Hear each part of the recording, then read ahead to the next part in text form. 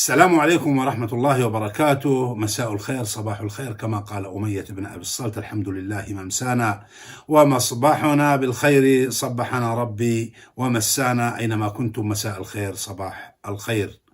إخواني الكرام، موضوع اليوم موضوع دسم، وموضوع من المفترض أن لا يكون، ولكن أصبح لغة للكثيرين، وهذه اللغة هي اليمن أصل العرب. هل هذه حقيقة؟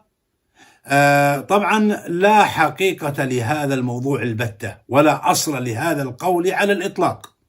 فلا يوجد لا مرجعا تاريخيا، ولا كتابا مقدسا، ولا بيتا شعريا، ولا أثرا، ولا نصا يدل على أن اليمن أصل العرب. ليس احتقارا باليمن، نحن لا نتحدث عن الأشخاص، نحن نتحدث عن هذه المقولة. ليس احتقارا باليمن، واليمن المقصود به في كل الروايات هو إلى الجنوب، فما قال تشاءموا وتيامنوا وشرق وغرب، هذه جهات.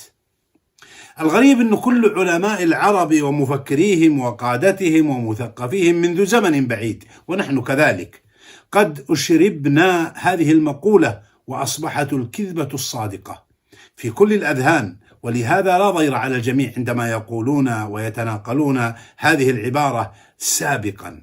أما الآن وبعد هذا الفيديو إن شاء الله سيكون لنا ردة فعل أخرى تتشكل في اتجاهين: إما موافقة وأن العرب ليس لهم أصلا بقول الأصل العرب اليمن، أو اليمن أصل العرب، أو بأن وجه الأفكار والعقول إلى البحث من جديد لمعرفة هذه الحقيقة التي هي ليست صحيحة، والعرب ليس أصلهم اليمن، أو اليمن ليس أصلا للعرب.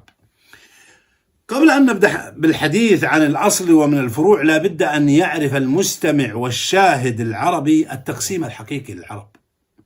العرب أو العالم كله لآدم إلى أن تقوم الساعة، وفي رؤيتي، وهذا سيكون في مبحث جديد، أن العالم كله عربي من آدم إلى أن تقوم الساعة. وما حدث هو تعجم في اللغة، ولذلك عندما نقرأ حديث النبي صلى الله عليه وسلم: لا فضل لعربي على عجمي، ولا لعجمي على عربي. إذن الأصل عربي، وحدث تعجم، انسلاخ من العربية إلى التعجم، مثلما ولا أبيض على أسود، انسلاخ من البياض وتداخل في السواد وتدرج، ويدور ويعود الأبيض يتداخل مع السواد، وهكذا، وكلاهما موجودان في حيز واحد، ولا يمكن أن توجد في حيز واحد إلا إذا كان الأصل واحد، ثم ينسلخ منه جزء آخر، كما قال تعالى: وآية لهم نسلخ منه النهار فإذا هم مظلمون. نسلخ يعني ليس معناته أبيض وأسود، نهار ليل ونهار، لا، تدرج وتعاقب. كل 4 دقائق تشرق الشمس على مكان وتغرب على مكان. هنا الانسلاخ من لون إلى لون، وهذا من الإعجاز، وهذا من الصعب على بعض العقول إدراكه. إذن عندما نتحدث عن الأصل في الأمور، فالأصل واحد. مثلا الأصل حلال، ثم يأتي حرام، ولكن الأصل حلال. هنا ذكر الأصل عربي، إذن عربية، وهذا سنتحدث فيها فيما بعد. إذن الجنس العربي أو الجنس بشكل عام حدث له 3 موجات. الجنس البشري على وجه الأرض حدث له 3 موجات.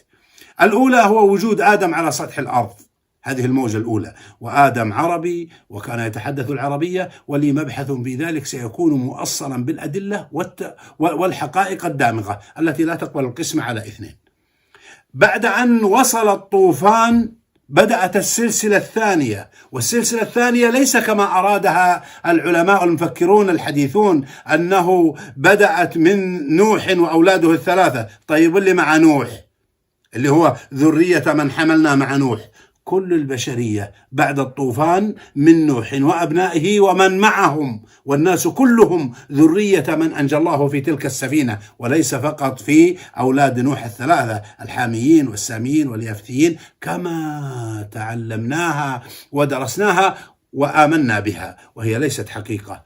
البشر عاد مرة أخرى، كان في مكة منذ عهد آدم، ثم أتى الطوفان، ثم أتى نوح، وهبط الجودي أو هبطت السفينة على الجودي في مكة، فعاد البشر من مكة مرة أخرى وبلغة عربية واحدة وبتكاثر واحد. وعندما تباعدوا من مكة، عندما يبتعدون من مكة يتجهون مثلا إلى الطائف، إلى نجد، إلى الشام، إلى أوروبا، إلى أمريكا، يبدأ اللسان يتعجم، لأنه كلما ابتعد عن المركز كلما فقد قدرته على التمسك بالأصل. وهذه قاعدة حقيقية موجودة. السلسلة الثالثة، إذا قلنا السلسلة الأولى آدم وعربي وفي مكة، ثم أتى الطوفان نوح وعربي وهبط الجودي في مكة، وبدأ ينتشر البشر من نوح ومن معه من البشر، وليس من أبناء نوح كما تقول الروايات السامية وغيرها. ثم السلسلة الثالثة، وهذه من الجزاءات الكبيرة، وهي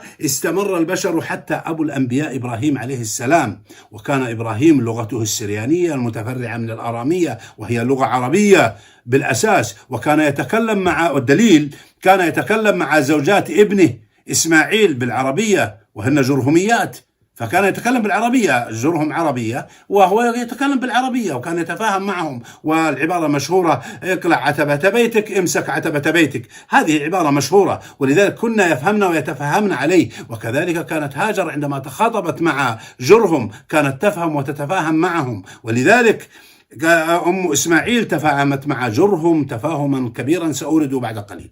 شوفوا ايش حصل. قال طبعا ذرية إبراهيم عليه السلام إسماعيل وإسحاق، وكلاهما عربيان على فكرة، ولكن إسماعيل سأتحدث عنه. لماذا عربية إسماعيل كانت أكثر؟ هنا إبراهيم عليه السلام عندما قال عز وجل: ربنا إني أسكنت من ذريتي، من تبعيض، من ذريتي بواد غير ذي زرع عند بيتك المحرم ربنا ليقيموا الصلاة فاجعل أفئدة من الناس تهوي إليهم. إذا من كان يقول إن أول من سكن مكة جرهم، هذا غير صحيح. أول من سكن مكة إسماعيل، ثم هوت أو أتت أو قدمت جرهم إلى هذا المكان وهم لا يعلمونه على الإطلاق. لماذا؟ لأنه لم يكن معروفا لديهم. أنا لا أعلم كيف يفسر المفسرون والعلماء والمفكرون عندما يقولوا إن جرهم أول من سكن، ويتناسون هذا الدليل القرآني بأن مكة خالية مهيئة مرة ثالثة لاستقبال حدث جديد، عندما أوحى الله لإبراهيم بإسكان جزء من ذريته. الجزء الثاني طبعا من ذرية إبراهيم كان بالشمال في الجزيرة العربية، بالتالي الجزء هذا جزء إسماعيل عمر مكة من جديد، هو السكن الثالث لمكة، ومن ثم رفع القواعد من البيت، وبدأت الحياة الاجتماعية السياسية الدينية الجديدة التي ارتكزت على أن مكة فعلا هي المركز في كل شيء والانطلاق في كل شيء، منذ آدم حتى آخر دابة تخرج من الصفا، كذلك من علامات الساعة الكبرى. نعم، إنه السكن الثالث كما أرى، وسيأتي قريبا موضوع مستقل، ولكن نعود ونقول إن إبراهيم عندما قدم بزوجته وابنه وأسكنهم وبدأت الأفئدة تهوي إليهم، ومنهم جرهم التي هوت إليهم، وحدث كما أشار حديث أورده البخاري بأن هنالك حوار بين هاجر وجرهم نتج عنه تقارب وسكن، نتج عنه اهتمام من جرهم بتعليم إسماعيل العربية العامية. هنا ليس تعليم إسماعيل من قبل جرهم كما يتناقله الكثيرين، أن إسماعيل كان لا ينطق، أبكم، أخرس، لا يعرف لا عربي ولا غيره. إسماعيل مثله مثل أبنائنا، وهو نبي مرسل وله مثل كبير، ولكن كأطفالنا عندما يأتون يتكلمون عربي، ولكن درس منهجا عربيا نظاميا. وكان هذا غالبا هو شرط اتخذته هاجر لأن تبقى جرهم في مكة شريطة أن يعلموا إسماعيل العربية، لأن أمه ليست متفرغة لتعليمه واشترطت أن يتعلم. والدليل على أن هذا التعلم دائما يكون من السن السادسة، فمن سن 6 سنوات إلى سن 14 كانوا يعلمونه، وهذا فعلا منهج تعليمي حقيقي. ثم بدأ التعليم الإلهي أول من فتق لسانه بالعربية المبينة إسماعيل، وهو ابن 14 سنة في الحديث الذي صححه الألباني. هنا طبعا إسماعيل نبي المعجزات، وبالتالي كما كان هنالك معجزات لكثير من الأنبياء، فإسماعيل عليه السلام أبا لقسم من البشر بمكة من جديد، معلما لهم في اللغة في كل العلوم الربانية وغيرها، تهاووا إليه، أتت الأفئدة كما قلنا، أول من فتق لسانه بالعربية كما ورد عن المصطفى صلى الله عليه وسلم. وهنا يا جماعة الخير لم يقل إسماعيل تعلم اللغة العربية، قال فتق لسانه، يعني نطق وتكلم بالعربية اللي هي لغة الضاد اللي هي العربية الفصحى. وهذا إعجاز. لماذا؟ لأن إسماعيل سيكون جدا للمصطفى، ولذلك يجب علينا أن ندرك كلمة المصطفى هو محمد صلى الله عليه وسلم، مصطفى في كل شيء حتى في بصاقه، فهو مصطفى في كل الأمور. إذن لا يمكن أن نقول أنه من العرب العاربة أو من العرب المستعربة، لا يمكن أن نقول من العرب المستعربة، وبالتالي يقودنا القول إلى بعض الخلل في إيماننا بقوله أنزلناه بلسان عربي مبين. لو كان من المستعربين لم يكن لسانه مبين عربيا فصيحا. ولهذا نقول انحدر من نسل إبراهيم سلسلة البشر الثالثة، فكانت ذرية إسحاق وذرية إسماعيل وكلهم عرب، والبشر كلهم عرب، والتعجم في اللغة ليس إلا. أما الجنس فكلهم لآدم وآدم من تراب. أما الجنس فكلهم لآدم وآدم من تراب. نعود ونقول أين كانت جرهم؟ طيب، إذن كانت جرهم حول مكة كانت مهيئة لاستقبال حدث كبير اللي هو وجود إسماعيل وانبثاق حياة جديدة. إذن نلاحظ تقسيم الغرب الغريب لذرية إسماعيل عندما قالوا عرب بائدة وعرب عاربة وعرب سائدة وعرب مستعربة. العرب البائدة معروفين، هم طسم وجديس وثمود والعمالقة وعاد وعملاق وجرهم، هذول كلهم عرب بادوا وانتهوا، ولم يبق منهم إلا القليل الذي خارج، فهل ترى لهم من باقية. ثم العرب العاربة وهم قحطان وعدنان، ولا يوجد فصل بينهما حتى نقول اليمن أصل العرب، واللذان نشأت كتكوين جديد. ثم العرب السائدة وهم عرب متعاربة، أي من بقي من العرب البائدة ودخل مع العرب العاربة وانصهر واندمج وأصبح في التكون حسب التقسيم القبلي والتاريخي. المستعربة هم عرب أصلا، ولكن كانت ألسنتهم متعجمة كالموالي والعبيد والرقيق، كانوا في مناطق أخرى متعجمين، ثم أتي بهم فبدأوا يتعلمون العربية من جديد ونطقوا بها وأصبحوا موالي موجودين يطلق عليهم المستعربة. هؤلاء المستعربة وليس العدنانيين المستعربين. أيضا أنا لا أتحدث في تحقيق نسب القبائل عموما، هذا مبحث كبير ويحتاج إلى مركز للدراسات التاريخية، وإن شاء الله يكون مستقبلا، ولكن بذكر لكم صلب الموضوع الآن. صلب الموضوع الآن أخذ من كتاب جمهرة النسب. اسمعوا ماذا أقول. قيل بأن اليمن أصل العرب، هذا اللي درسناه وعرفناه، وكان خطأ فاذح نتيجة الزيادة في ماذا؟ حدثت في المخطوط الأساسي ليوقعنا نحن العرب في شراك الجدل بيننا لنصبح نتمايز فيما بيننا ونناقض حقيقة نسب رسول الله صلى الله عليه وسلم، وأنه ليس من العرب الأصليين لا نسبا ولا لغة، وبالتالي فالقول بلسان عربي مبين فيه شك معاذ الله. هذا غير صحيح، لكون النبي ليس عربيا قحا، هذا غير صحيح، بل هو مستغرب، وهذا ما خفي على الكثيرين ممن سبقوا، ويجب على المفكرين إعادة الدراسات في هذا الموضوع.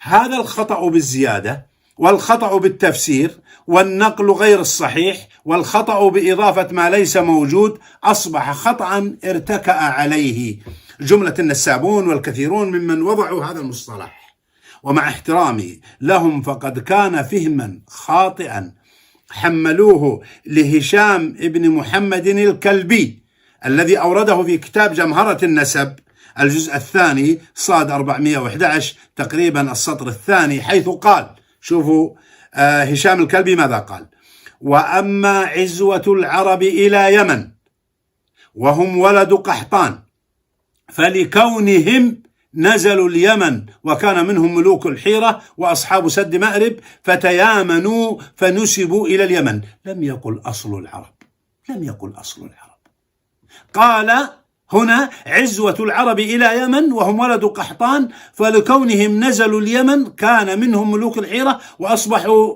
وأصحاب سد مأرب فتيامنوا. يمن ليس أصلا، ولا يوجد نسب أصلا اسمه اليماني، لا يوجد نسب، القحطاني أو العدناني، ثم يتفرع منهم القبائل المضرية ومذحج وغيره من القبائل الأخرى، لكن يوجد نسب اسمه اليمني؟ ما في، لا يوجد.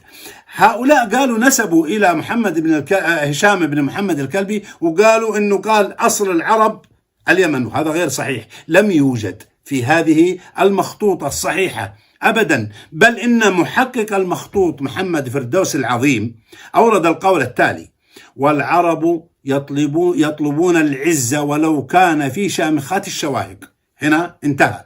العز موجود في كل القبائل العربية، عدنانية وقحطانية. شوفوا الزيادة: وبطون الأمالقة البوالقة فينتسبون إلى الأعز لحماية الحمية وإباءة الدنية. هنا عشان نقول أصل العرب قحطان. وسكون النفس إلى نفيس الكثرة والعصبية بطريق دقيق في النظر لأعلى الظن المشتهر. هذه كلها يقول عنها محمد فردوس العظيم زيادات وجدت في نسخة الجواني المخطوطة ولم توجد في الأصل. إذن هنا وادخل النسخة دي وين موجودة؟ موجودة في بريطانيا، أدخلوها عشان يدخلون الشك في أنسابنا ويوجدون الصراعات. نحن عرب، قحطان وعدنان، ولا يوجد هذا أصل وهذا أصل. أفضل نسب وأشرف نسب على وجه الأرض وعلى الإطلاق نسب محمد صلى الله عليه وسلم من قريش، خلاص لا يمكن، وهو مصطفى ومن أعز ومن أشرف نسب. ولذلك هذا الكلام الموجود. وهنا لو قلنا أن اليمن تميز بأنه كذلك كان فيه ملوك العرب، فهل نغفل؟ يعني عندما يقولون كان ملوك العرب من اليمن، طيب ملوك العرب من اليمن وهل يعادلون أبا بكر وعمر وعثمان وعلي ومعاوية؟ هؤلاء كانوا ملوك في الأرض، كانوا خلفاء راشدين، كانوا يحكمون، نشروا الإسلام. هل نعادل هؤلاء بهؤلاء؟ بل هؤلاء خلفاءنا الراشدون ومعاوية بن أبي سفيان أشرفوا وأعلى قدسية ومكانة وجمالا وشرفا ونسبا وغيره. وهنا لا نمايز ولا نحتقر، نحن عرب أرقى البشر، وما تعجم لسانا دوننا ليست عنصرية بل حقيقة. سواء كان من عدنان أو من قحطان كلنا عرب أقحاح صريحي النسب، قحطانينا وعدنانينا، ولكن نسب رسول الله هو الأشرف. هنا لا يصح أن يقال أصل العرب من اليمن، فقريش، هذيل، كنانة في جنوب مكة، سليم، هوازن، ومنها ثقيف عليا هوازن وعتيبة ومزينة وعدوان وفهم ومطير وتميم وقبائل ربيعة بنجد وكل القبائل العربية وبنو حنيفة بنجد، ومنهم آل سعود وغيرهم من القبائل العدنانية ليسوا من اليمن، وفيهم أشراف الرجال وفيهم ملوك ترادفت بهم وتمايزت بهم الشعوب وأصبحت يشار إليهم بالبنان، ولم يذكر أنهم يمني المصدر أو الأصل. أريد أن أختم للعقلاء: اليمن ليست أصل العرب، ولا يوجد نسبا في التاريخ اسمه اليماني يعود لجذم أو لشعبة أو لقبيلة أو لغيرها. ثانيا، جرهم لم تسكن مكة إلا بعد أن سكنها إسماعيل عليه السلام. وفي الختام، شكرا لكم. مراجعي ستكون موجودة على الشاشة. حفظكم الله ورعاكم وأبقاكم، والسلام عليكم ورحمة الله وبركاته.